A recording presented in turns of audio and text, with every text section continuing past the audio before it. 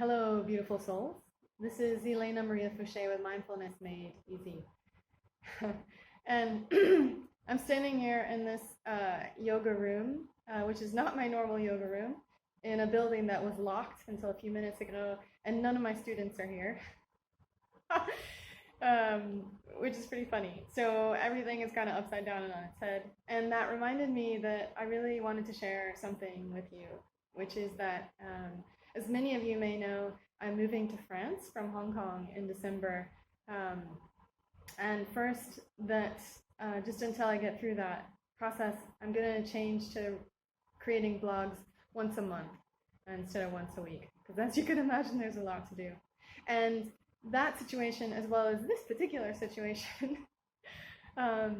reminded me of something that I've been reflecting on a lot lately, which is that whenever we're going through changes, it's really easy to decide that the future is going to be better than this, and to really motivate ourselves with ideas about how awesome the future is going to be, especially relative to whatever's happening right now.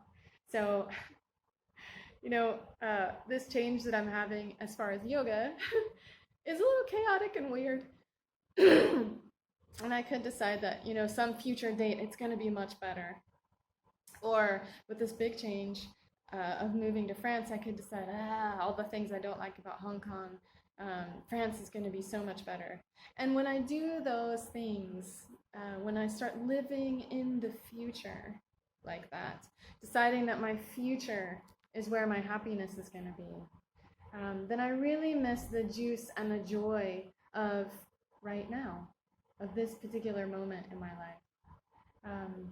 And the future is a concept. It's something I can only live in my head. You can never live in the future, because the future is always tomorrow. It's never right now. It's never today. Because, of course, in December, when I get to France, it'll be right now. It won't be in the future anymore. And if I've spent all my time between now and then cultivating living in the future, then when that future becomes right now, I'm still going to have the habit of looking forward, right? Of living for that.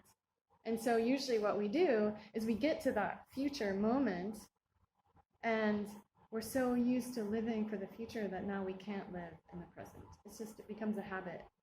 So I reminded myself of that because I was starting to do that a little bit. And it's really helped me do things like enjoy how funny this moment is. Like, I'm in this funny little room. It does have a beautiful view, as you can see in the mirror behind me. I'm looking out at one of the awesome bays of Hong Kong with mountains.